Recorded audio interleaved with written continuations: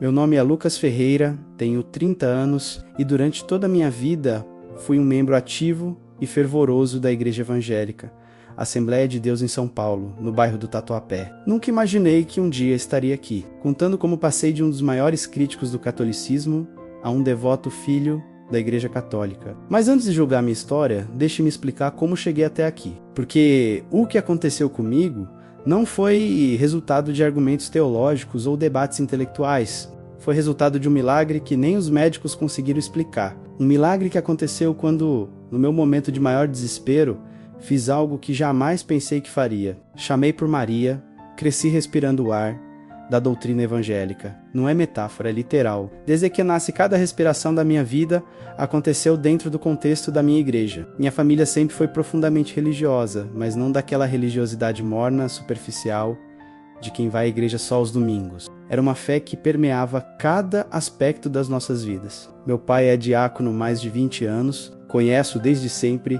nessa função. Ele acorda às 5 da manhã para orar, lê a Bíblia todos os dias antes do café, e nunca, em toda a minha vida, o vi faltar a um culto por motivos que não fossem doença grave ou emergência familiar. Minha mãe lidera o grupo de intercessão há quase uma década. 3 vezes por semana, às 6 da manhã, um grupo de mulheres se reúne na igreja para orar por horas. Elas oram pelos enfermos, pelos desviados, pelos perdidos, pela nação, e eu cresci ouvindo essas orações fervorosas, vendo essas mulheres clamarem a Deus com lágrimas, com gemidos, com uma intensidade que moldou completamente minha compreensão do que significa orar. Eu não era apenas um frequentador passivo, estava completamente imerso na vida congregacional desde a infância. Não me lembro de um tempo em que não tivesse envolvido em alguma atividade da igreja. Aos 7 anos, já estava no coral infantil. Aos 10, participava dos ensaios de teatro para as apresentações de Natal e Páscoa. Aos 12, comecei a tocar bateria no louvor juvenil. E aos 15, já era líder do grupo de jovens, responsável por organizar reuniões semanais, retiros espirituais, evangelizações de rua. Eu amava aquilo. Genuinamente amava. Havia uma sensação de propósito, de pertencimento, de estar fazendo algo maior que eu mesmo. Participava de evangelizações de rua nos finais de semana, carregando faixas com versículos bíblicos, distribuindo folhetos evangelísticos no centro da cidade, abordando pessoas para falar sobre Jesus. E tinha uma convicção inabalável de que nossa doutrina era a única verdadeira. Eu estudava a Bíblia com uma dedicação que agora reconheço como obsessiva. Todos os dias, sem exceção, passava no mínimo 1 hora lendo e meditando nas Escrituras. Tinha um sistema elaborado, lia o Antigo Testamento cronologicamente, o Novo Testamento topicamente. E sempre mantinha um caderno onde anotava insights, perguntas, referências cruzadas. Participava de escolas bíblicas durante as férias, cursos intensivos de teologia oferecidos pela igreja, seminários sobre hermenêutica e exegese. Aos 20 anos já havia lido a Bíblia completa 5 vezes e tinha respostas prontas para qualquer católico que cruzasse meu caminho. Respostas bem fundamentadas, com versículos decorados, com argumentos lógicos que pareciam irrefutáveis. Minha vida profissional também era sólida e bem estruturada. Trabalho como analista de sistemas em uma grande empresa de tecnologia no Brooklyn. É uma empresa multinacional, ambiente corporativo sofisticado, onde a racionalidade e a lógica são valores supremos. Sou formado em ciência da computação pela USP, uma das melhores universidades do país. Passei no vestibular competitivo, cursei 5 anos de graduação, mantendo notas altas, me formei com honras. Sempre fui uma pessoa racional, lógica, que não aceita argumentos sem fundamento. No meu trabalho, se alguém apresenta uma solução para um problema técnico, precisa demonstrar que funciona. Precisa de evidências, de testes, de comprovação empírica. Essa forma de pensar se estendia para a minha vida espiritual. Eu precisava de fundamento bíblico sólido para cada crença, para cada prática. Essa combinação de conhecimento bíblico profundo e pensamento crítico rigoroso me tornava, aos meus próprios olhos e aos olhos de muitos na congregação, invencível em debates teológicos. Era conhecido entre meus amigos da igreja como o apologista.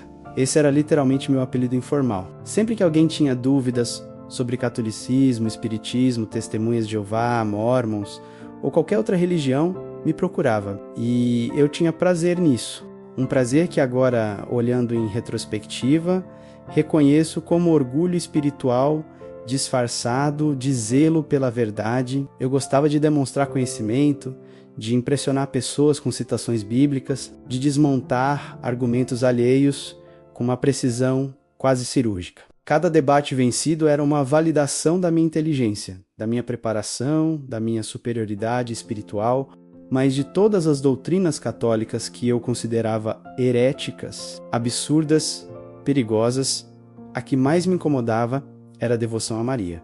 Para mim, aquilo era pura idolatria disfarçada de piedade. Idolatria sofisticada, envolta em linguagem religiosa bonita, mas idolatria no final das contas. Como podiam chamar Maria de Mãe de Deus? Esse título me parecia blasfemo. Maria era mãe da natureza humana de Jesus, não da natureza divina. Deus não tem mãe. Deus é eterno, sem princípio, sem fim. Como ousavam rezar para ela, direcionar orações a uma mulher morta há 2000 anos, pedir sua intercessão como se ela fosse uma mediadora entre Deus e os homens, colocar sua imagem em altares, acender velas diante de estátuas, fazer procissões carregando sua imagem pelas ruas. Eu via aquilo como um desrespeito direto a Cristo, uma tentativa de dividir a glória que pertencia somente a Ele.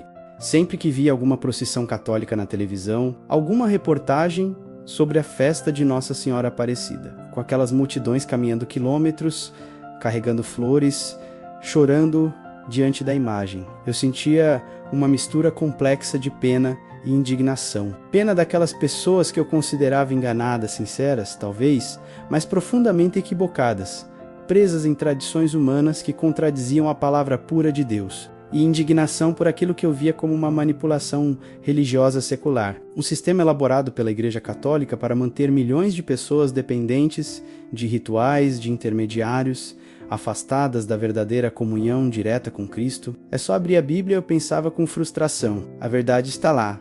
Por que preferem tradições de homens à palavra de Deus? Mina, a boa materna, Dona Francisca, era católica devota. Profundamente devota, ela morava em Aparecida do Norte, literalmente na cidade do santuário, e tinha uma devoção especial, quase mística, a Nossa Senhora Aparecida. Sua casa era um santuário em miniatura, cheia de imagens de Maria, em diferentes advocações, menos Nossa Senhora Aparecida, Nossa Senhora das Graças, Nossa Senhora de Fátima, terços pendurados nas paredes, alguns de madeira, alguns de cristal, alguns que haviam pertencido à minha bisavó. Velas sempre acesas diante de um altar improvisado na sala, onde uma imagem grande de Nossa Senhora Aparecida ocupava o lugar central, rodeada de flores frescas que minha avó trocava religiosamente toda semana, sempre que eu a visitava. E visitávamos pelo menos uma vez por mês, porque minha mãe fazia questão de manter contato próximo com a própria mãe. Havia tensão no ar. Não uma tensão agressiva, não havia brigas ou discussões acaloradas, mas aquela tensão silenciosa, pesada, de quem sabe que pensa completamente diferente sobre algo fundamental, algo que define a identidade e o propósito de vida. Ela rezava seu terço todos os dias, geralmente no final da tarde, sentada na cadeira de balanço da varanda que dava para o quintal. Eu ficava observando aquilo com um misto de tristeza e superioridade espiritual. Tristeza porque via minha avó, a quem eu amava profundamente, presa naquilo que eu considerava superstição medieval, incapaz de enxergar a simplicidade gloriosa do evangelho puro. E superioridade porque eu acreditava conhecer a verdade que ela desconhecia, ter acesso a uma compreensão mais profunda e bíblica da fé cristã, várias vezes. Muitas vezes, na verdade, tentei salvá-la desse erro. Sentava-me ao seu lado com minha Bíblia, uma edição com notas de estudo que eu havia ganhado na formatura do seminário bíblico, abrindo em passagens cuidadosamente selecionadas, mostrando versículos, explicando com toda a paciência que eu conseguia reunir que ela não precisava de intermediários, que Jesus era suficiente, que a salvação vinha pela fé somente, não por obras ou devoções. Vó, eu dizia com um tom que agora reconheço como condescendente, a Bíblia é clara. Há um só mediador entre Deus e os homens, Jesus Cristo homem. 1 Timóteo 2,5. A senhora não precisa rezar para Maria, pode falar diretamente com Jesus. mas ela com sua paciência de quem já viveu muito, né? De quem já viu muitas estações passarem. De quem aprendeu quando falar e quando calar, apenas sorria. Um sorriso suave, quase enigmático, que não carregava raiva ou ressentimento. E dizia apenas: meu filho, um dia você vai entender. Essa resposta me frustrava profundamente, porque não era uma resposta teológica, não era um contra-argumento que eu pudesse refutar, era uma afirmação de fé, uma profecia suave que eu interpretava como teimosia, como recusa em aceitar a verdade evidente que eu estava apresentando. Como assim vou entender? Eu pensava com irritação. Eu sou quem está mostrando a verdade bíblica. Sou eu quem precisa entendê-la. Ela é que precisa entender. Agora sei que era sabedoria.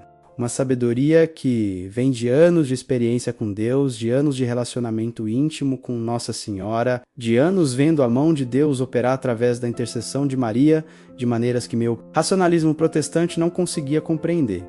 Certo dia, durante um almoço de família em Aparecida, aconteceu algo que ainda me envergonha profundamente ao lembrar, o tipo de memória que te faz estremecer quando surge inesperadamente. Estávamos todos reunidos na casa da minha avó para comemorar o aniversário dela. Ela estava fazendo 78 anos. Era um domingo ensolarado de março, depois da missa da manhã. Embora eu, obviamente, não tivesse ido à missa com eles, preferia ficar em casa lendo a Bíblia. O que eu considerava mais proveitoso espiritualmente do que participar de um ritual católico vazio e repetitivo. Estavam presentes meus pais, meus 2 tios maternos com suas famílias, vários primos, uma grande reunião familiar que enchia a casa pequena, mas acolhedora da minha avó. A conversa estava animada, as crianças brincavam no quintal, minha avó servia o almoço com aquela alegria característica dela, aquele brilho nos olhos de quem está cercada por pessoas amadas. A conversa fluía naturalmente entre diversos assuntos: futebol, política, fofocas familiares inocentes, menos até que um dos meus tios, o mais velho, que é católico praticante e catequista na paróquia local, começou a falar sobre uma graça que havia recebido através da intercessão de Nossa Senhora. Seu filho, meu primo André, havia enfrentado um problema sério de saúde, alguns meses antes. Os médicos haviam diagnosticado um tumor no pâncreas, e qualquer pessoa minimamente informada sabe que tumores pancreáticos têm prognóstico péssimo. É um dos cânceres mais agressivos e letais. As perspectivas não eram boas. Meu tio contava com emoção, com uma voz embargada, pausando para controlar as lágrimas, como toda a família havia feito uma novena a Nossa Senhora Aparecida. Como haviam visitado o santuário todos os dias durante 9 dias consecutivos, acendido velas, rezado incontáveis terços, pedindo com fervor pela cura do André, e como, inexplicavelmente para os médicos, completamente sem explicação científica satisfatória, o tumor havia desaparecido nos exames seguintes. Simplesmente desaparecido. Os oncologistas haviam revisado os exames anteriores, confirmado que realmente havia um tumor, e então olhado para os novos exames mostrando nada tecido pancreático normal. Foi Nossa Senhora, dizia meu tio, com lágrimas escorrendo pelo rosto envelhecido. Ela intercedeu por nosso filho. Ela levou nosso pedido até Jesus, ela salvou o André, e ele não conseguia continuar falando. Abraçando meu primo que estava ali, saudável, vivo, um milagre ambulante. Eu não consegui me conter. Simplesmente não consegui algo dentro de mim, algo que agora reconheço como orgulho ferido, como necessidade de afirmar minha superioridade teológica, como arrogância pura e simples. Me fez interromper aquele momento sagrado de gratidão familiar. Interrompi a conversa no meio, levantei a voz para ser ouvido acima das outras conversas, e com um tom que agora reconheço como não apenas arrogante, mas cruel, disse: tio, com todo respeito, mas isso que você chama de intercessão de Maria é blasfêmia. Vocês católicos desprezam a Jesus quando colocam uma mulher morta entre vocês e Deus. Maria era apenas humana. Não tem poder nenhum. Ela não pode ouvir suas orações porque não é onipresente. Ela não está no céu intercedendo por ninguém, porque os mortos dormem até a ressurreição. Isso é idolatria pura, simples e clara. Se seu filho foi curado, e eu não estou duvidando que foi porque Jesus ouviu suas orações diretamente. Não porque uma mulher morta há 2000 anos intercedeu por vocês. O silêncio que se seguiu foi constrangedor, pesado, sufocante. Era o tipo de silêncio que faz o ar parecer denso, difícil de respirar. podia-se ouvir o tic-tac do relógio de parede na sala, o barulho distante das crianças brincando no quintal, completamente alheias à bomba que eu havia acabado de jogar no meio da reunião familiar. Vi minha avó abaixar a cabeça lentamente, suas mãos tremendo levemente enquanto segurava o guardanapo de pano que tinha no colo. Minha mãe me lançou um olhar de reprovação que dizia claramente: você passou dos limites, você desrespeitou sua avó na casa dela, no dia do aniversário dela. Meu tio ficou vermelho, não sei se de raiva, ou de vergonha, ou de uma mistura dos dois. Suas mãos se fecharam em punhos sobre a mesa. Meu pai, que é diácono, mas sempre foi mais diplomático que eu, mais hábil em navegar situações sociais delicadas, tentou mudar de assunto. Começou a falar sobre o jogo do Corinthians, mas o estrago estava feito. A atmosfera festiva havia evaporado, mas eu me sentia justificado naquele momento. Completamente justificado. Afinal, eu estava defendendo a verdade bíblica, não estava? Estava protegendo a glória de Cristo contra aqueles que tentavam diminuí-la, elevando uma criatura ao nível do Criador. Estava sendo fiel à minha fé, corajoso o suficiente para proclamar a verdade, mesmo quando era impopular. Pelo menos era assim que eu racionalizava minha arrogância, minha falta de amor, minha crueldade emocional. Construía uma narrativa na minha cabeça onde eu era o herói incompreendido, o profeta rejeitado, o defensor solitário da verdade, em meio a uma família que preferia tradições humanas à palavra de Deus. Minha avó então levantou-se devagar, com aquela dificuldade característica de quem já tem 78 anos, e artrite nas pernas que dói a cada movimento. Cada passo parecia custar-lhe esforço visível. Ela se apoiava levemente nos móveis enquanto caminhava. Caminhou até mim com passos lentos, mas determinados, atravessando a sala sob o olhar de toda a família que observava em silêncio, sem saber o que esperar. Quando chegou onde eu estava sentado, segurou minha mão com aquelas mãos pequenas, calejadas de quem trabalhou a vida inteira como costureira para sustentar 5 filhos depois que ficou viúva cedo. Aos 42 anos, suas mãos eram pequenas, com veias salientes, pele fina e enrugada. Mas naquele momento transmitiram uma força que me pegou completamente desprevenido e com lágrimas nos olhos. Lágrimas que começavam a escorrer pelas rugas profundas de seu rosto marcado por décadas de alegrias e sofrimentos. Me fez uma pergunta que naquele momento me pareceu absurda, infantil até, uma comparação simplista entre realidades completamente diferentes, mas que ficaria ecoando em minha mente pelos meses seguintes como um sino que não para de tocar, como uma melodia que você não consegue tirar da cabeça, como uma semente plantada que vai crescendo lentamente até romper o solo. Lucas, meu filho querido, ela disse com voz trêmula, lutando para controlar a emoção que ameaçava quebrar sua fala. Quando você era pequeno, lá pelos seus 5, 6 anos, e queria pedir algo ao seu pai, você não pedia para eu interceder por você. Você não me lembra? Ou quando você queria um brinquedo caro, uma bicicleta nova, ou quando tinha medo de ser castigado por alguma travessura que tinha feito, por ter quebrado alguma coisa ou mentido sobre algo, você não me procurava para eu falar com seu pai? Quantas vezes você veio até mim na cozinha, puxou minha saia, olhou para mim com aqueles olhos grandes e disse: vó, fala pro meu pai que eu preciso disso, ou vó, pede pro meu pai não ficar bravo comigo. Eu não substituía seu pai nesses momentos, Lucas.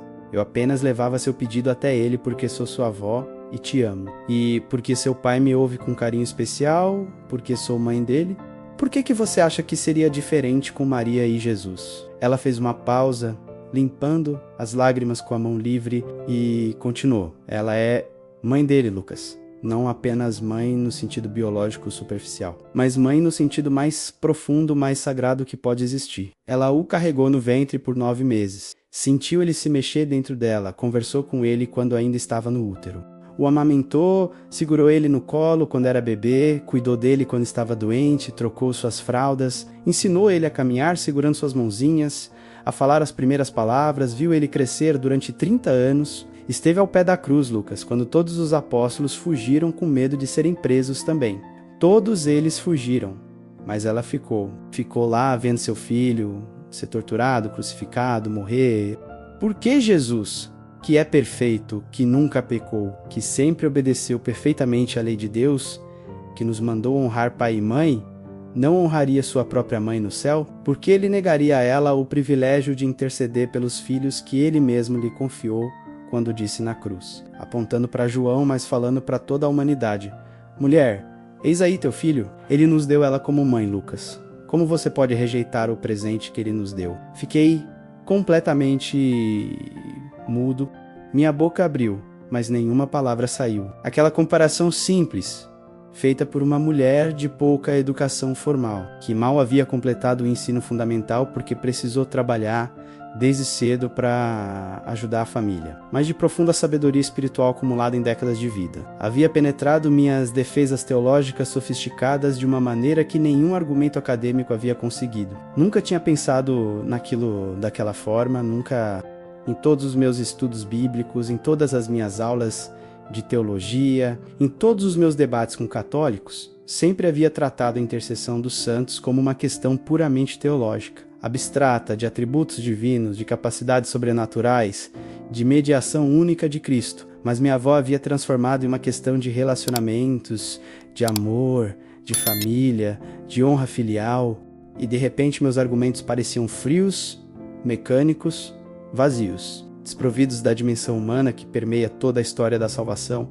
mas meu orgulho era grande demais para admitir isso naquele momento. Grande demais, vasto demais para deixar transparecer que aquelas palavras simples haviam abalado as fundações das minhas convicções. Orgulho é uma fortaleza difícil de conquistar, especialmente quando foi construída ao longo de décadas. Soltei minha mão da dela com um movimento brusco, quase violento, e respondi com rispidez, com uma dureza na voz que não reconheço como minha quando penso nisso hoje. Vó, com todo respeito, a senhora está confundindo relações humanas com relações espirituais. Não é a mesma coisa. São realidades completamente diferentes que não podem ser comparadas. Maria era humana e está morta. Não pode ouvir milhões de orações simultâneas porque não tem onipresença, que é um atributo exclusivo de Deus. Pedir a ela é tratar uma criatura como se fosse o Criador. Isso é idolatria, não importa como a senhora tente justificar ou embelezar, é colocar uma mulher no lugar que pertence só a Deus. E então fiz algo que me envergonha até hoje, algo que, quando lembro, faz meu estômago revirar. Simplesmente levantei da mesa, peguei minhas coisas, minhas chaves que estavam sobre a mesa da sala, minha mochila, e saí sem me despedir adequadamente, sem abraçar minha avó, sem agradecer o almoço, sem falar com mais ninguém. Simplesmente saí, deixando para trás uma família chocada com minha grosseria, uma reunião de aniversário arruinada e uma avó em lágrimas que só havia tentado compartilhar a sabedoria de sua fé no caminho de volta para São Paulo. Dirigindo pela Via Dutra sob o sol forte da tarde, tentei esquecer aquela conversa. Liguei o rádio em uma estação gospel, deixei o volume alto, cantei junto com as músicas de louvor que conhecia de cor. Tentei me convencer de que havia feito a coisa certa ao defender a verdade bíblica sem compromissos. A verdade dói às vezes, pensei, tentando me justificar. Jesus disse que ele veio trazer espada, não paz, que haveria divisão até dentro das famílias por causa da verdade. Eu apenas fui fiel à palavra. Mas mesmo enquanto construía essa narrativa autojustificadora na minha cabeça, as palavras da minha avó não saíam da minha mente. Elas tocavam em algo que meus argumentos teológicos nunca haviam considerado. A dimensão humana, relacional, familiar da fé, o fato de que Deus escolheu se revelar não como uma proposição abstrata, mas através de relações concretas, Pai, Filho, Espírito Santo, família. Maria não era apenas um útero que carregou o Verbo encarnado. Era mãe, e maternidade não termina com o nascimento. Não termina nem mesmo com a morte. Balancei a cabeça vigorosamente tentando expulsar esses pensamentos. Isso é truque do inimigo, pensei com arrepio. Ele usa sentimentos para nos desviar da verdade doutrinária pura. Está tentando me fazer duvidar através de apelo emocional. Mas mesmo assim, mesmo lutando contra, aquelas palavras continuavam ecoando. 3 meses depois eram exatamente 3 meses e 5 dias. Mas quem está contando em uma terça-feira comum de agosto, um daqueles dias cinzentos de inverno paulistano, onde o céu permanece nublado o dia inteiro, mas nunca chove, recebi uma ligação que mudaria minha vida para sempre. Estava no trabalho, em uma reunião de projetos sobre um sistema novo que estávamos desenvolvendo, sentado na sala de conferências com outros 5 colegas, discutindo arquitetura de banco de dados. Quando meu celular começou a tocar insistentemente, Normalmente, eu sempre silenciava o celular durante reuniões. Era questão de profissionalismo básico, mas naquele dia havia esquecido. O toque ecoou pela sala silenciosa, interrompendo a apresentação. Pedi desculpas com um gesto pronto para desligar sem nem olhar quem era, mas algo me fez olhar para a tela. Era minha mãe. E minha mãe nunca, jamais ligava durante o horário de trabalho, a menos que fosse absolutamente urgente. Ela respeitava religiosamente meu tempo profissional. Se ligava às 2 da tarde de uma terça-feira, era porque algo muito grave havia acontecido. Meu coração disparou instantaneamente. Pedi licença aos colegas, levantei rapidamente derrubando quase a cadeira, saí da sala e atendi com as mãos tremendo. Mãe, o que aconteceu? Mas do outro lado da linha, só ouvi choro. Choro desesperado, convulsivo. Aquele tipo de choro de quem recebeu uma notícia devastadora e perdeu completamente o controle emocional. Mãe, gritei, sentindo o pânico subir pela garganta. O que foi? Fala comigo. O que aconteceu? Entre soluços, entre pausas para tentar respirar, ela conseguiu dizer: Lucas, é sua avó, teve um derrame, está no hospital e então não conseguiu continuar, apenas chorava. Meu pai pegou o telefone. Sua voz estava controlada, usando aquele tom de calma forçada que ele usava quando precisava ser forte para minha mãe. Mas eu podia sentir o tremor por trás dela. Podia sentir o medo. Filho, você precisa vir agora. Urgente. Sua avó teve um AVC vascular cerebral hemorrágico muito grave. Está no Hospital das Clínicas, na unidade de terapia intensiva neurológica. A situação é crítica, filho, muito crítica. O que os médicos disseram, pai? Perguntei, embora já soubesse que não queria ouvir a resposta. Pai, ela vai ficar bem? O silêncio do outro lado durou alguns segundos eternos. Os médicos disseram: Filho, eles disseram que ela está em coma induzido. Precisaram induzir o coma para tentar controlar o inchaço cerebral. O derrame foi muito extenso, atingiu múltiplas áreas. As chances. Ele parou, lutando para continuar. As chances são mínimas. Chances mínimas de quê, pai? Perguntei, mas minha voz saiu como um sussurro rouco. De sobrevivência, filho. De ela sobreviver. E mesmo se sobreviver, disseram que ficará em estado vegetativo permanente. O derrame foi extenso demais. Há sangramento, há inchaço, há dano neurológico irreversível. Você precisa vir agora. Ela está na UTI do EITC 7º andar. E então ele também começou a chorar. Meu pai, que sempre foi tão forte, tão controlado, chorava no telefone, larguei tudo, nem voltei para a reunião, simplesmente desci direto para o estacionamento, peguei meu carro, mandei uma mensagem rápida para meu gerente dizendo apenas emergência familiar grave, preciso sair, e saí. O trânsito de São Paulo estava caótico como sempre, especialmente no meio da tarde. Cada semáforo vermelho era uma tortura. Cada congestionamento me fazia querer gritar, bater no volante, chorar de frustração. Minha mente estava acelerada, descontrolada. Lembranças da minha avó passavam como um filme sendo projetado dentro da minha cabeça. Ela me ensinando a andar de bicicleta no quintal da casa dela quando eu tinha 6 anos. Correndo ao meu lado, segurando o banco até eu ganhar equilíbrio. Ela fazendo aquele bolo de fubá cremoso que eu adorava toda vez que eu visitava. Sempre tendo uma fatia guardada mesmo quando eu aparecia sem avisar. Ela me consolando quando minha primeira namorada terminou comigo aos 17 anos, dizendo que Deus tinha alguém melhor preparado para mim. Ela! E a última lembrança, aquela que me cortava como uma faca enfiada, repetidamente no mesmo lugar, aquela que me fazia querer bater a cabeça contra o volante, ela chorando depois que eu a humilhei por sua fé católica, 3 meses atrás. 3 meses e 5 dias. A última vez que a vi, e eu nem me despedi, nem a abracei. Apenas saí com arrogância, deixando-a em lágrimas no dia do aniversário dela. Por favor, Deus, comecei a orar ali mesmo, no trânsito parado. Com lágrimas escorrendo pelo meu rosto, por favor, não deixa ela morrer. Não assim. Não deixa a última memória dela comigo ser aquela discussão horrível. Por favor, me dá a chance de pedir perdão. Quando finalmente cheguei ao Hospital das Clínicas, depois de quase 2 horas no trânsito infernal, que é São Paulo na hora do rush, estacionei de qualquer jeito, nem conferi se estava na vaga direito, simplesmente tranquei o carro e corri. Corri pelos corredores imensos do hospital, seguindo as placas para a UTI neurológica, subindo escadas porque não queria esperar elevador. chegando ofegante, suado, desesperado no 7º andar. Encontrei minha família na sala de espera da unidade de terapia intensiva. Minha mãe estava sentada, olhos inchados de tanto chorar, sendo consolada por uma tia. Meu pai estava em pé, olhando pela janela, com aquela postura rígida de quem está tentando não desmoronar. Meus 2 tios estavam lá, vários primos, todos com expressões sombrias. Minha mãe me viu e me abraçou imediatamente, começando a chorar novamente, segurando-me com força como se eu fosse desaparecer se ela me soltasse. Lucas, eu não sei o que fazer. Não sei o que fazer.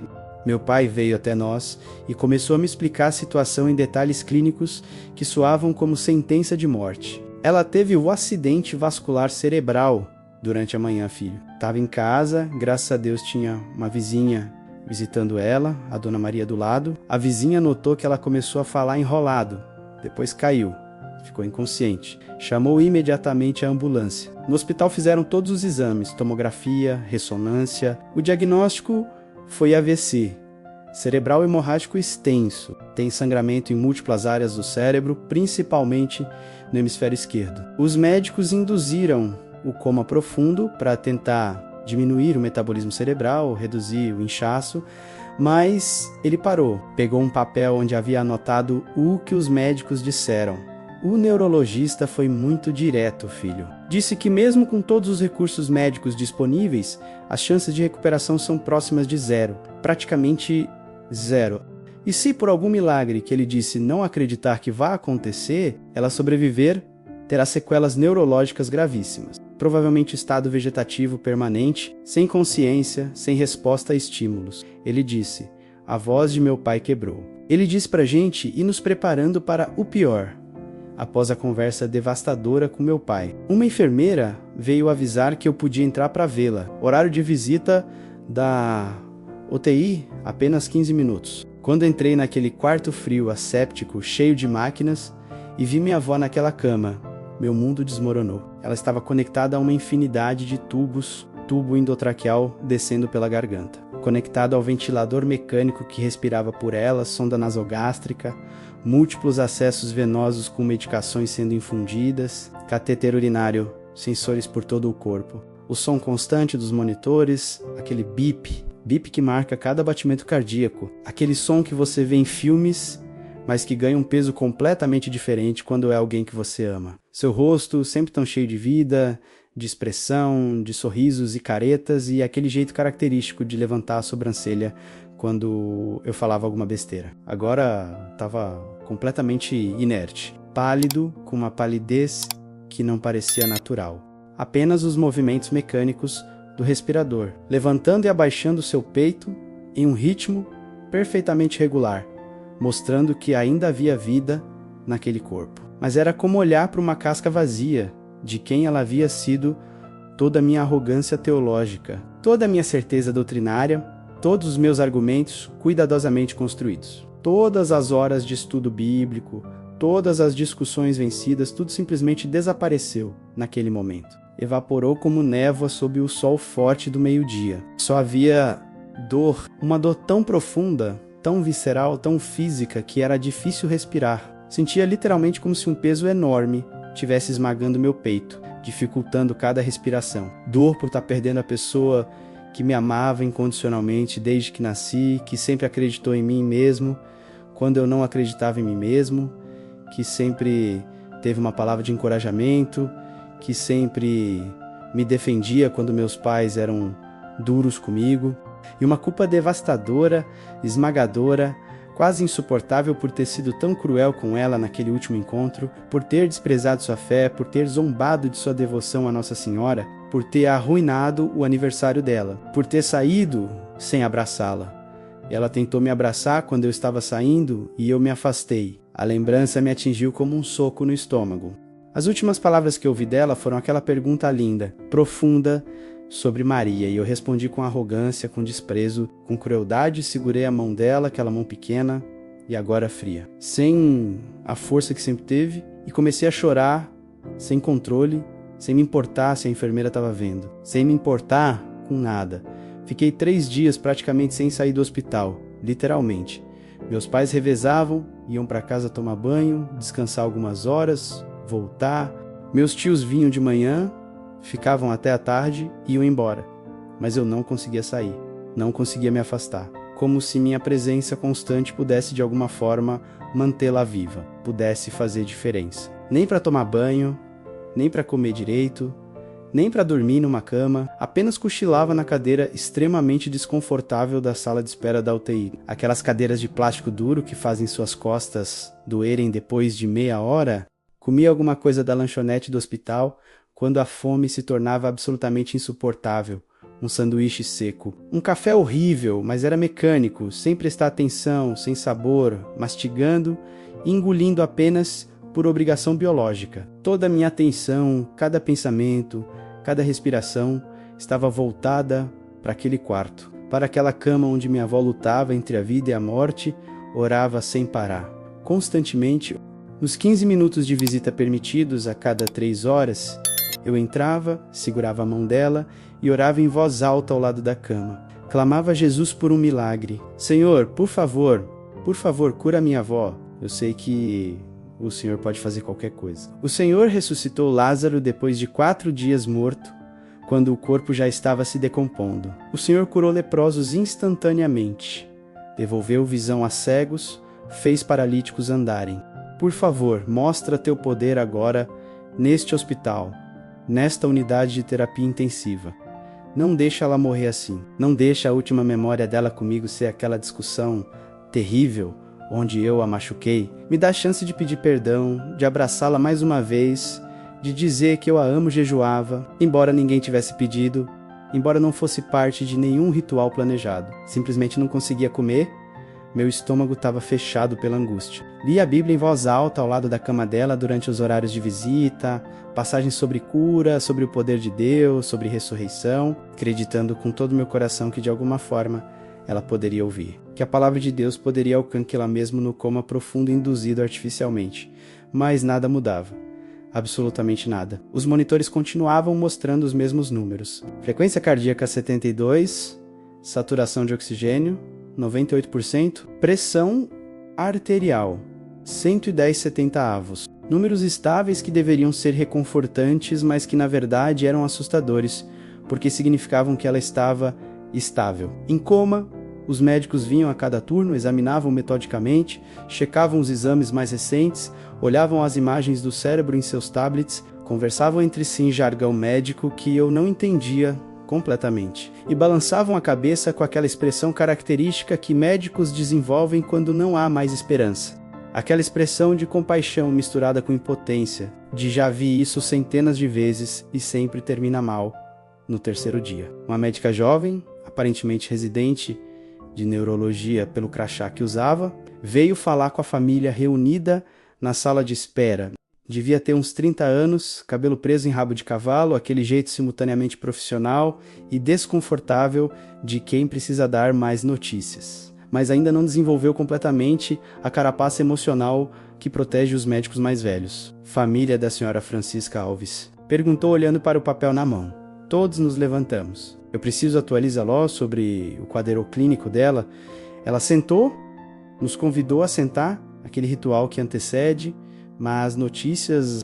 Abriu um tablet mostrando imagens que pareciam fotografias do cérebro da minha avó. O inchaço cerebral está aumentando, explicou apontando para áreas nas imagens que eram mais escuras, mais difusas. Vejam aqui estas áreas, este edema se expandindo. Tecnicamente chamamos de edema vasogênico, secundário à hemorragia.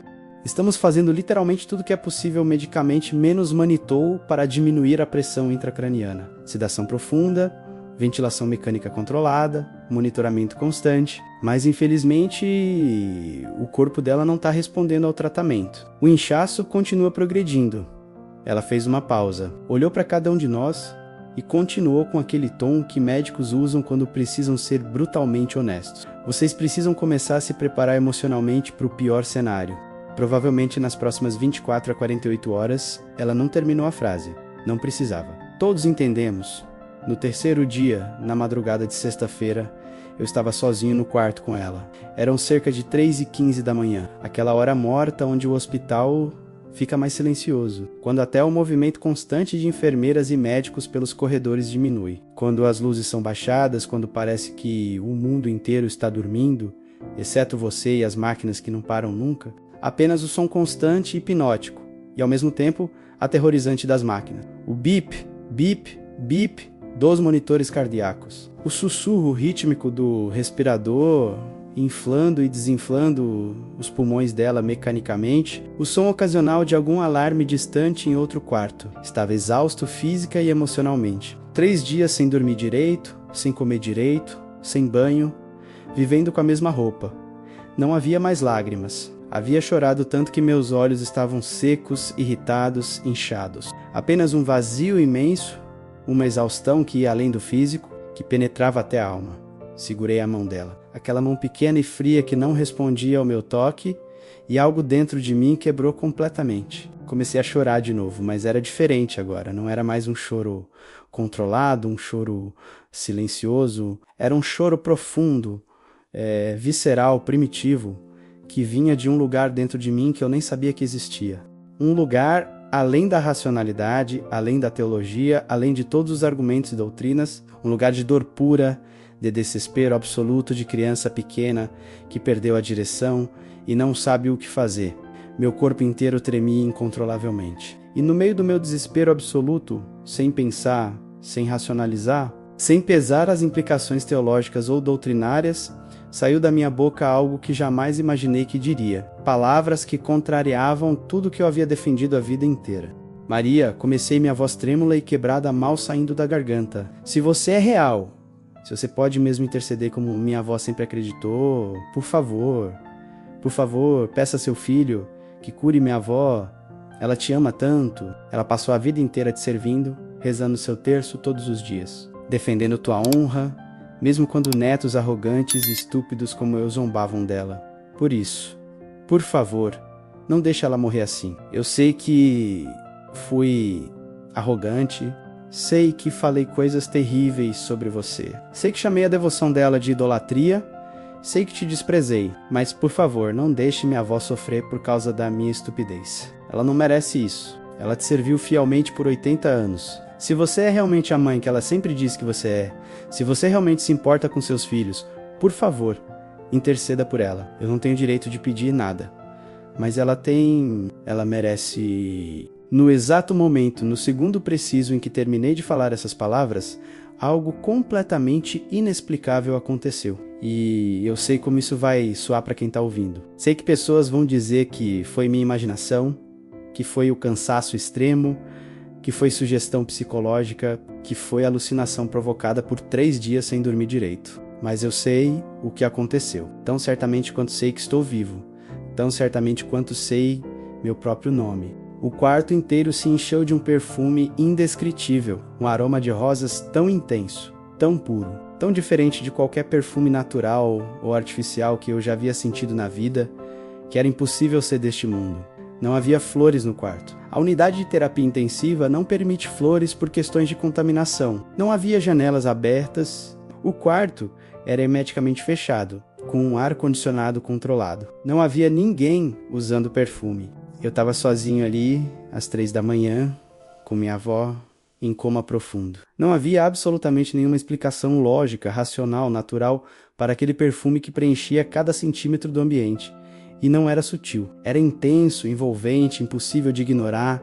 E no meio daquele perfume impossível, senti uma presença. Não vi nada com os olhos físicos. Não houve aparição visual, não houve luz brilhante como nos filmes, não houve anjos cantando, não houve nenhum fenômeno visual, mas senti com cada fibra do meu ser, com cada célula do meu corpo, com cada parte da minha consciência, com uma certeza absoluta que transcendia qualquer tipo de percepção sensorial normal, que não estava mais sozinho naquele quarto. Havia alguém ali comigo, e essa presença era maternal, acolhedora, cheia de uma ternura inexprimível que me fez sentir simultaneamente como uma criança pequena, sendo abraçada pela mãe e como um pecador diante do sagrado. Mas ao mesmo tempo era uma presença de uma grandeza, de uma majestade, de uma santidade tão profunda, tão pura, tão além de qualquer experiência humana normal, que me fez cair de joelhos instantaneamente. Não foi escolha consciente. Minhas pernas simplesmente cederam, e então ouvi. Pela primeira vez na vida, ouvi uma voz que não vinha de fora, mas de dentro. Uma voz que não passou pelos meus ouvidos, não atravessou meu tímpano, não foi processada pelo meu córtex auditivo, mas que ressoou diretamente no meu coração, na minha alma, no centro mais profundo e íntimo do meu ser. Era uma voz feminina, suave, mas firme, cheia de amor, mas também de autoridade inquestionável. E ela disse apenas isto: Filho, eu nunca tiro a glória do meu filho, eu apenas conduzo a ele. Sua voz está salva. E você também será, quando deixar o orgulho de lado. Fiquei paralisado, tremendo, chorando. Não conseguia me mover, não conseguia falar, não conseguia fazer nada além de permanecer ajoelhado ali, completamente tomado por aquela presença sagrada.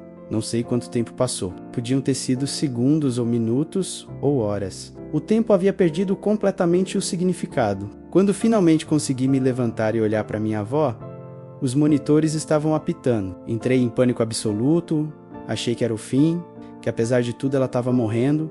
Mas quando a equipe médica entrou correndo, o que viram os deixou atônitos. Minha avó estava abrindo os olhos. O médico de plantão, um homem de uns 50 anos, correu até ela fazendo testes neurológicos rápidos. Dona Francisca, pode me ouvir? Aperte minha mão. E ela apertou. Meu Deus, ele murmurou. Nas horas seguintes, minha avó não só acordou completamente do coma, como estava lúcida, sem nenhuma sequela neurológica aparente. O neurologista que veio examiná-la pela manhã, depois de fazer teste após teste, olhou para as imagens cerebrais novas e antigas em silêncio por longos minutos. Finalmente disse: Isso não tem explicação científica. O edema desapareceu completamente. Ela não deveria estar viva, muito menos consciente e funcional. Vocês podem chamar do que quiserem. Milagre, intervenção divina. Mas não foi medicina. Quando finalmente pude ficar a sós com minha avó, após ela ser transferida para um quarto normal no dia seguinte, eu estava completamente quebrantado. Não havia mais vestígio de arrogância, de certezas doutrinárias inflexíveis, de superioridade teológica, apenas gratidão imensa e um senso profundo de que algo fundamental havia mudado, não apenas na condição dela, mas em mim. Ela segurou minha mão e sorriu. Ela veio, não foi, meu filho? Nossa mãe veio. Apenas consegui chorar e acenar com a cabeça. Eu vi ela também, Lucas. Mesmo no coma, eu vi. Estava vestida de azul e branco. Tão bonita, tão cheia de amor. E ela me disse: Seu neto me chamou. Ele está começando a entender. Vou curá-la para que você possa guiá-lo até meu filho, Lucas. Ela nunca concorre com Jesus. Nunca. Ela sempre aponta para ele, sempre conduz a ele.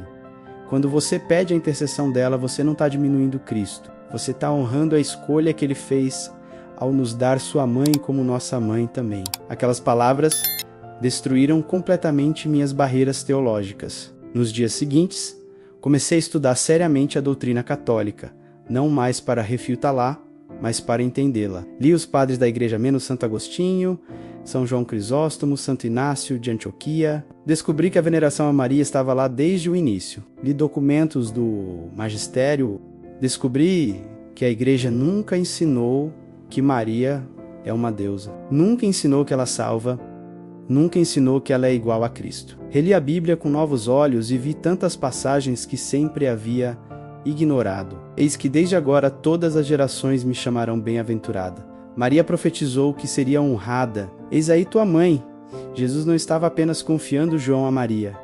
Estava dando Maria como mãe a toda a igreja.